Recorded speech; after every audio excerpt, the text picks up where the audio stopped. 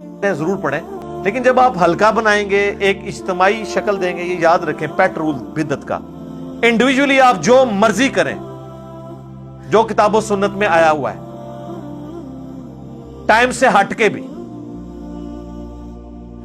تو اس کے اوپر کوئی فتویٰ نہیں لگتا. تو ہر شخص کو حق حاصل ہے نفلی عبادت جس ٹائم مرضی کرے، اللہ جن اوقات کے اندر منع ہے. وہ ہم یہی کہیں گے کہ منع کن اوقات میں. میں آپ کو نہیں کہوں گا اشراق آپ نے فجر کا وقت ختم ہونے کے 20 منٹ بعد ہی پڑھنی ہے، آپ بے شک 2 گھنٹے بعد پڑھ سکتے ہیں. لیکن جو اجتماعی چیزیں ہیں نا، جیسے ہی اجتماعیت آئے گی تو ہر وہ چیز جو نبی الاسلام نے تعلیم نہیں فرمائی بدعت ہوتی ہے. مثلا اگر کوئی اشراق کی اذان شروع کروا دے، اذان نہ بھی شروع کروائے، اعلانیہ کہنا شروع کر دے کہ آؤ جی اشراق پڑھیں، بدعت ہو جائے. ویسے مسجد میں لوگ جمع تھے، بائی چانس نفلی جماعت کروا لی، وہ بخاری مسلم میں حدیث ثابت ہے کہ ہو سکتا ہے. لیکن اسپیشلی روزانہ بیٹھنا، بندوں کو اکٹھا کر کے اشراق پڑھوانا جماعت کے ساتھ، بدعت. انڈیویجول آپ کریں، انڈیویجولی آپ تسبیح پہ پڑھیں، گٹھلیوں پہ پڑھیں، کوئی حرج نہیں ہے. ابو داؤد میں حدیث ہے، ایک صحابیہ پڑھ رہی تھی، نبی الاسلام نے اس کو منع نہیں کیا، بلکہ آپ نے کہا اس سے آسان وظیفہ تعلیم فرماتا ہوں، ہمارے نزدیک گٹھلیوں پہ پڑھنا جائز ہے، آپ تسبیح بھی پڑھ سکتے ہیں. لیکن اگر آپ بندے اکٹھے کر لیں اور آگے چادر بچھا کے گٹھلیاں رکھ لیں اور اجتماعی اس کو شکل دے دیں تو اس کے اوپر بدعت کا فتویٰ لگ جائے گا. اور یہ میں بدعت کا فتویٰ اپنی طرف سے نہیں لگا رہا. سنن دارمی میں اتنی رکت انگیز حدیث ہے المقدمہ کے اندر، مقدمے کے اندر، سنت کی اہمیت کو اجاگر کرنے کے لیے. اور امام دارمی وہ ہیں جن سے آلموسٹ 70 احادیث امام مسلم نے لی ہیں. امام مسلم کے استاد ہیں امام دارمی. اور کتب ستہ کے بعد جس کتاب کا نمبر ہے نا، الموطا امام مالک اور مسند احمد کو چھوڑ کے، وہ سنن دارمی ہے. اس کے مقدمے میں یہ روایت موجود ہے، بریلویوں نے چھاپی بھی ہے، آپ خود پڑھ لیں.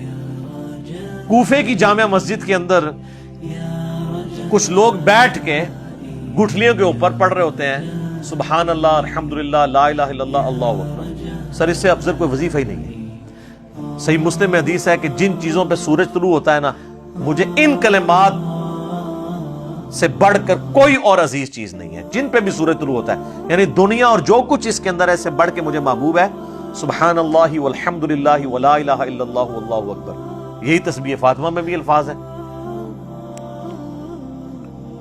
تو ابو موسیٰ اشعری رضی اللہ تعالیٰ عنہ نے مسجد میں دیکھا کہ اس طرح، تو ایک بندہ بولتا ہے جی پڑھو 100 دفعہ سبحان اللہ. لوگ 100 دفعہ سبحان اللہ پڑھتے ہیں اور وہ اپنی گٹھلیاں پھینکتے ہیں. اب ان کو یہ عجیب لگا، انہوں نے بجائے کو فتویٰ لگانے کے نا، وہ عبداللہ ابن مسعود کے گھر آئے اور کہا کہ حضرت، وہ اس لیے بھی کہ عبداللہ ابن مسعود حضرت عمر کے یہ دور کی بات ہے، حضرت عمر کے دور میں وہ چیف جسٹس بھی تھے اور دین کو زیادہ جانتے تھے.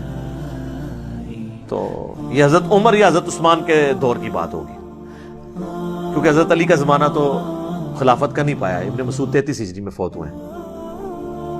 عبداللہ ابن مسعود کو انہوں نے آگے کہا کہ آج میں نے مسجد میں ایسا کام ہوتے ہوئے دیکھا ہے جو میں نے نبی الاسلام یا ان کے اصحاب میں تو نہیں دیکھا، تو ان کا کیا، ان کا یہ ہو رہا ہے. تو انہوں نے کہا کہ تم نے ان کو یہ کیوں نہیں کہا کہ اپنے بیٹھ کے گناہ شمار کرو، یہاں بجائے یہ گٹھلیاں شمار کرنے کے اپنے گناہ شمار کرو. انہوں نے کہا کہ میں ابو عبد الرحمن، میں آپ کے پاس اسی لیے آیا تھا کہ میں آپ سے آ کے اس حوالے سے ڈسکس کروں. تو وہ جناب ابن مسعود کہتے ہیں میں تمہارے ساتھ مسجد میں جاتا ہوں. جا کے دیکھا انہوں نے، غصے میں آئے. وہی الفاظ جو اکثر آپ کو عمر سیریز میں بھی، وہی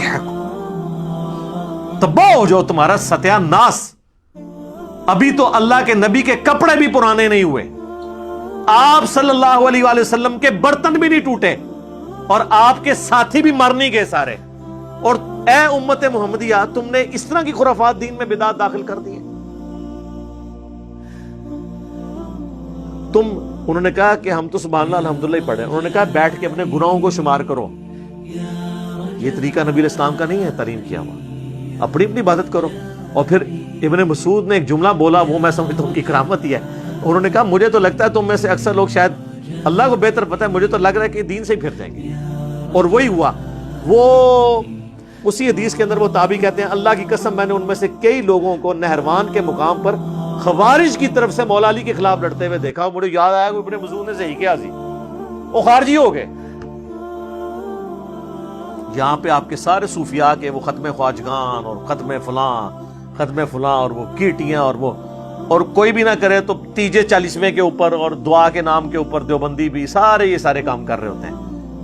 تو ہم جب ان کو سمجھاتے ہیں تو وہ کہتے ہیں جناب آپ لوگ ان چیزوں کو صحیح نہیں مان رہے, آپ اللہ کے ذکر سے روک رہے ہیں, آپ جو ہے وہ منکر ہو گئے. تو خدا کے لیے ہوش کے ناخن لیں, یہ جو اس کو لازم کر کے